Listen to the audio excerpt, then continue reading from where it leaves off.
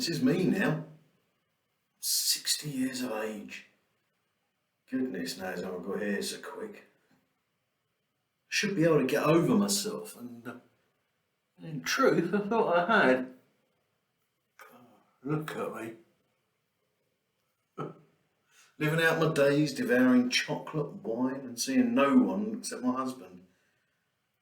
Not a life I would necessarily have chosen. I miss my former life and my friends. I'm old enough to have witnessed the death of Churchill. Well, the funeral at least. The war in Vietnam via a TV link, and even the miners' strike and winter of discontent. All these things affected me. Still do in some bizarre way. They still evoke feelings of sadness, anger, a sense of injustice and some low-grade suffering. I ought to be an actor to be able to draw on all these emotions. While looking after me though, somewhere along the line my parents told me to shut up. To keep quiet, not to make a show of myself. This has taken me decades to overcome, and even then I finally landed on the art of writing as my chosen talent. One where I don't have to actually speak, yet I get to never shut up in another sense. People sometimes make comments about the prolific nature of my writing oeuvre, as though it's too much. Can't really be any good if one has to produce so much of it. These are people who will sit through a crisis and be immobilised, frozen in the headlights. They're scared to knuckle down and can't bear that skill in others, whereas I love it and I'm using it during the current COVID-19 lockdown. Ironically, my mother could talk for England. Actually talk, I think she saw me as competition, so she used her parental veto to get me to close down.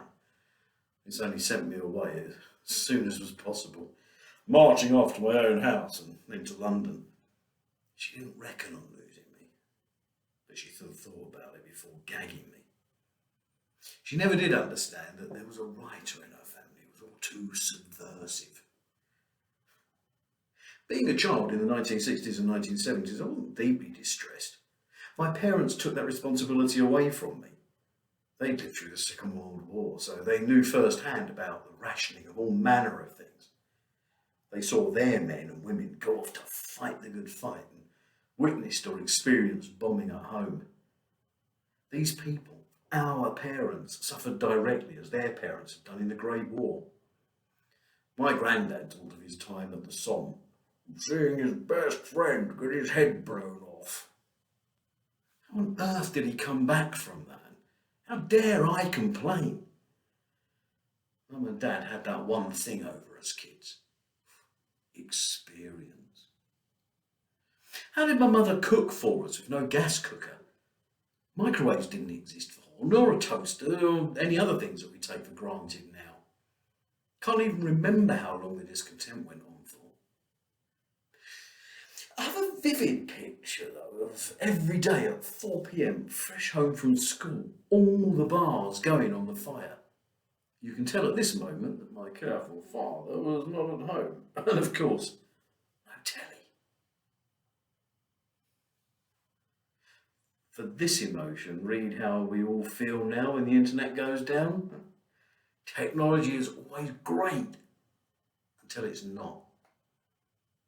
We did talk, though, because we were together. I remember the candles on the mantelpiece too, although we didn't need them for heating as we had the revolutionary gas fire, the only one in the house. We developed a kind of scrum in order to keep warm around it and would even swing to and fro when our backs became too cold. This was a team effort, something it's hard to find in families these days. My bedroom was always bloody freezing, but I was used to it. Net curtains stuck to ice, which was always forming on the inside of our window and contorting ourselves to get dressed under the bedclothes.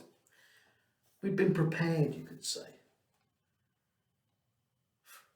This chill is why I ended up in southern Spain, though, famous now for its intense coronavirus lockdown. This fact has meant that I find myself in a foreign land with a language, culture and systems that I barely know. I'm definitely better off here rather than in the UK. The adult in me finds a lockdown is just an inconvenience, really. Not something to be unduly concerned about. I know what's expected of us by the government and I'm abiding by the rules. At its worst, though, the child in me is sulking and scared beyond belief at what this curb on our freedoms really means. We at our age are supposed to be the ones with wisdom and experience. The ones who can get through anything. But we baby boomers and our alter egos, the millennials, have both been cruelly deprived of proper skills for survival. Not just physical, but emotional. We baby boomers are generally more practical and pragmatic, but we don't have the experience of our elders. Both my parents are dead. I have no family role models to turn to anymore. How I wish for grandparents and great aunts. All too many very much older people are scared or self-isolating or ever increasingly in the current climate, dead.